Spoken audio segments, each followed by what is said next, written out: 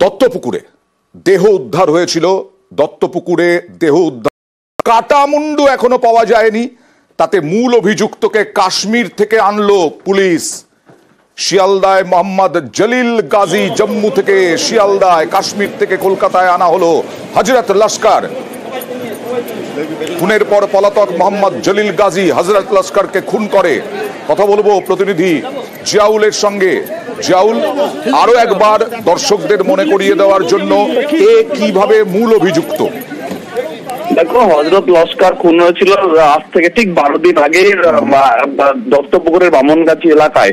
মুন্ডহীন দেহ, অর্থাৎ মাথা থেকে ধোয়া আলাদা ছিল, কিন্তু তার পরবর্তীকালে 2 দিন পরে কিন্তু এই মৃতদেহ কার হয় তা নিয়ে কিন্তু পুলিশ ধন্দে ছিল। ইতিমধ্যে দুজনকে গ্রেফতার করেছিল পূজা এবং অবায়দুল। তাদেরকেই কিন্তু মূল অভিযুক্ত ধরা হয়েছিল। ত্রিকোণ প্রেমের কথা কিন্তু সামনে উঠেছিল, কিন্তু তারা পরবর্তীকালে জানা যায় জিজ্ঞাসাবাদের পরেও কিন্তু তারা জানাতে পারেনি তার মাথা কোথায় রয়েছে। তারপরে তাদের নজরে আসে এই বাড়ি থেকে, ঘটনাস্থল থেকে মাত্র 200 মিটার দূরে মোহাম্মদ জলিলের বাড়ি। ফলে সেই জলিল সেদিন থেকে পলাতক ছিল। তাকে জম্মু কাশ্মীর থেকে গ্রেপ্তার করে এবং সেখান থেকে টেনশন রিমান্ডে আজকে নিয়ে আসা হয় বারাসাত, একেবারে শিয়ালদা স্টেশন। সেখান থেকে জিজ্ঞাসাবাদের জন্য তাকে ঘটনাস্থলে নিয়ে যাওয়া হবেন। কোথায় রয়েছে মুন্ডু, মাথা কোথায় রয়েছেন, তারপরে জানা যাবে কি উদ্দেশ্যে এই হযরতকে খুন করা হয়েছে। সবটাই জানার চেষ্টা করছে দত্তপুকুর থানার পুলিশ। ওকে,